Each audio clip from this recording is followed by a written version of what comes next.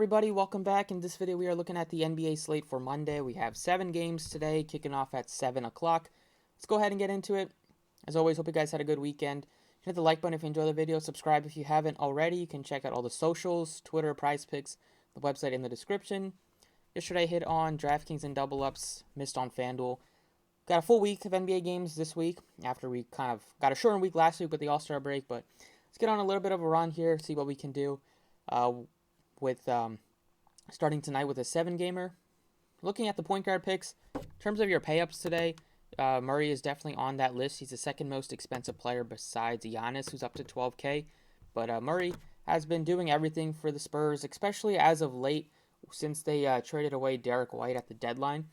There's really nobody else that handles the ball too much. So we're seeing big minutes from DeJounte Murray, getting a lot more. He's already had a lot of usage before, but he's getting even more usage just handling the ball without Derek White there, who does play some point guard. And the matchup here against Memphis, it should be one that it's a middle-of-the-pack defense here for the Grizzlies. They do play tough.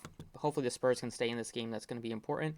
But I wouldn't be surprised if Murray racks up another triple-double like he did earlier this year against them. Shot the ball terribly, just 5 of 17, but still give you 52 fantasy points. And there's not too many other pay-ups at the position overall on the slate. You have a couple of guys in the 9K range with Ja Morant, SGA, and then you get drop off a bit to the 8K range. But I love Murray. Ja Morant would also be a great play. I think you can make an argument for SGA as well. Without Giddey and without Dort, just going to get more usage, more minutes. He did get 5 steals / blocks last game, which helped his fantasy score.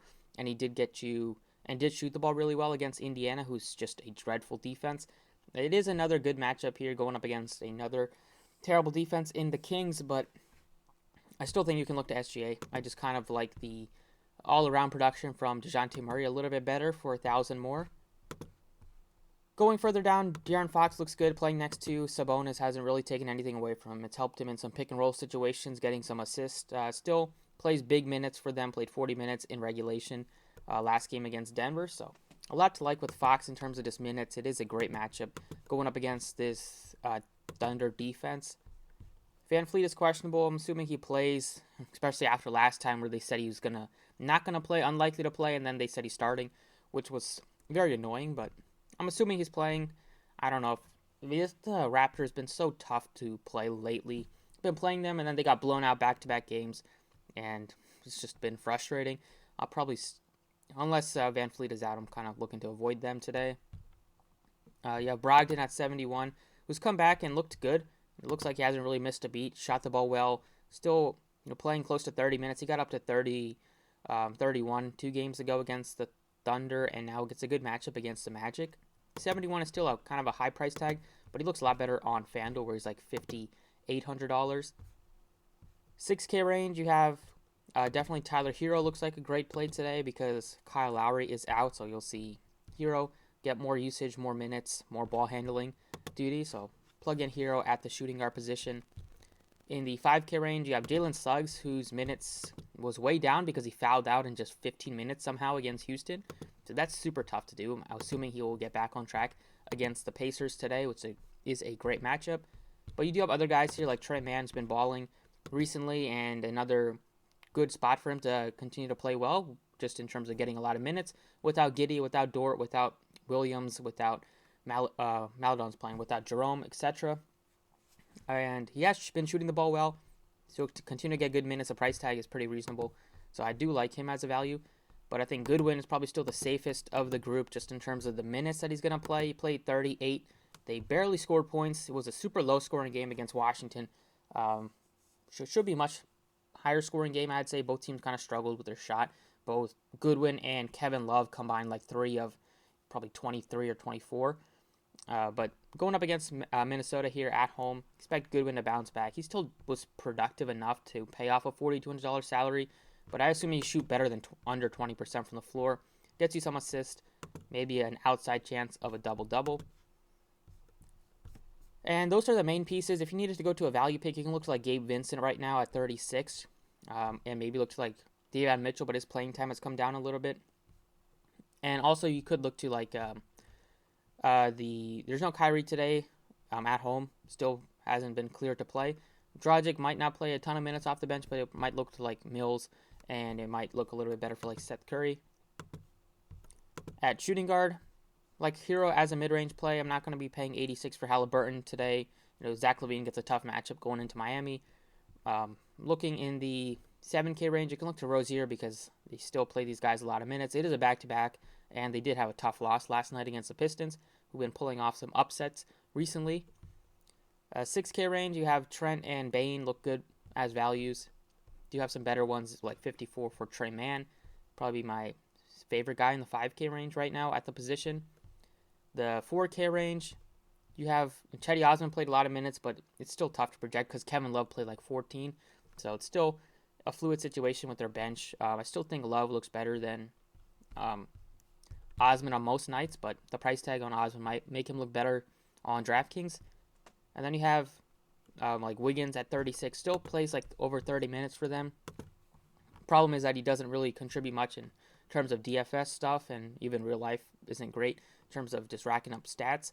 But the price tag is still cheap enough. If you give him like 30 minutes again today, there's a chance he can still get you in the 20s. He does have some good games going back this season, but it's just been something that he hasn't done super consistently. But that price tag is cheap enough to where you can consider it.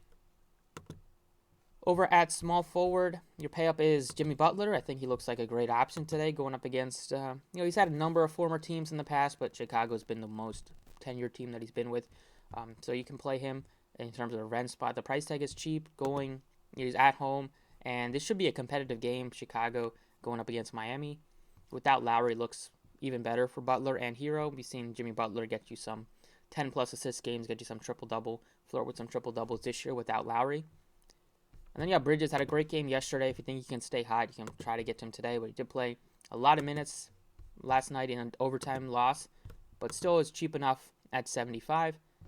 And then you have Edwards. I'm not sure how many of these Minnesota guys I want to play. Cleveland is still a very good defense, and they don't play super fast. I might look to like Markkanen. Been playing him the last couple of nights, and like I said, they don't have too many guys that can shoot and score the ball. Crazy that he made all 6 of his he made 6 shots. All of them were 3-pointers, and he went 0 of 9 from 2-point range. Could have had a much bigger game, but still like the price tag he got up to starter level minutes. Didn't look limited at all with the minutes that he played last game. I guess you can look to Scotty Barnes, but he's frustrated me from last time out. Patty Mills, 46. He's had terrible night shooting the last couple of games. Maybe that 3-point contest really messed him up.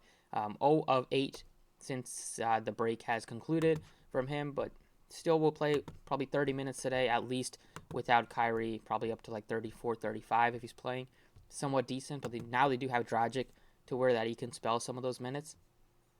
And Brooklyn is still a team that plays a lot of guys, even with them being shorthanded, so it's not like they're running an 8-man rotation.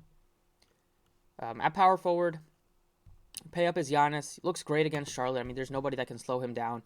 PJ Washington is probably going to get that task, but Giannis is averaging like 66 against this team. You wouldn't be surprised if he drops 70 today. So if we get some more value, I'll be looking to get up to Giannis. If not, you can still go with some value here with like Baisley looks fine at 62, Markkanen at 6,000, just in terms of a guy that's going to play good minutes. Like Markkanen more than Love and Washington, and Jalen Smith is kind of expensive a little bit coming off the bench. Value picks here. You have a couple that you can look to depending on some of the news out of Toronto. Thaddeus Young. But this position isn't super deep. You can play Butler at power forward. I think that's something I might do. We have some better picks here at small forward. I'll go back to small forward. The value pick that I like a little bit is, at least right now, is Jeremy Lamb. It's only $3,800. He's been their 6th man over the last couple of games. Seen Dante DiVincenzo struggle a little bit. Davion Mitchell's minutes have come down a bit, and we've seen Lamb get almost up to 30 last game. He's going to be in that 20 to like 30 minute range at least, and he's been productive. Should have been getting playing time before the trade even happened, but he wasn't, and now he's finally getting that playing time, which kind of deserves. And then at power forward, I'll put in Jimmy Butler. And at center, you have Giannis in terms of a pay up. You can go with a couple of these 9K guys. I think Sabonis is my favorite going up against the Thunder. Can maybe get you an easy double-double, maybe get close to a triple-double. 6K range, you have Drummond at 61. You can even play Baisley at center, something I probably won't do, though. And then in the value range, you have like Roby at 46. Mo Bamba's still very cheap. It's a great matchup, but he's still risky. But I like Roby. They don't play favor, so he's basically just competing with Pokuveski to get those center minutes. They should at least split them with more of them going to Roby. And that's basically the main pieces here. In the 6K range, I think you can plug in Drummond a little bit. I don't know. He doesn't play a ton of minutes, but I would expect him to probably play at least close to like 25 or so at least, upwards of 29 without Kyrie. Great chance to get a double-double against this undersized Toronto team. They don't like to play super big. They've been starting Khem Birch, but they have played a ton of minutes with Siakam at the 5. And it's a spot where Drummond can get you some rebounds. And even if he does play like 20 to 29 minutes, he still has had some great games DFS-wise just because he's a double-double machine. Get you some defensive stats as well. So this leaves you with like 45, 50 for the remaining spots. I'm sure there'll be news that we get throughout the day, but looking for a couple of big superstars with Murray and Butler, two guys that can maybe flirt with the triple-double today, and going with some value picks here with Goodwin, with Jeremy Lamb, Drummond, Hero, still give you big ceilings. So that's it for DraftKings. Let's go over to FanDuel. All right, on FanDuel, point guard picks here. You have John Morant, the most expensive guy. DeJounte Murray is very cheap. Him and SGA are basically the same price tag, 97, 96.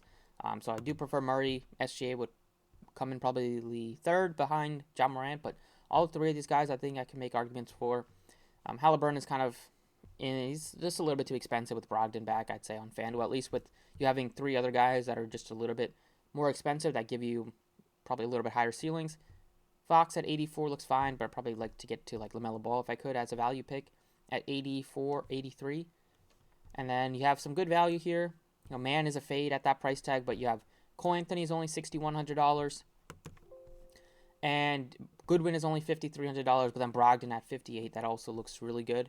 So a lot of cheap guys that I don't think I need to go crazy with a couple of these 9K guys at the position.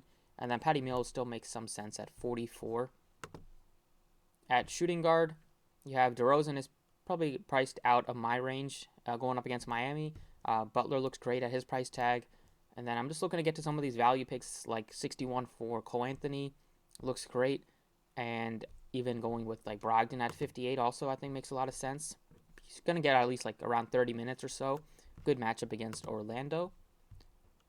At small forward, Giannis looks better than DeRozan, but Butler maybe looks the best in terms of a point per minute guy. A point per dollar guy, just a value pick.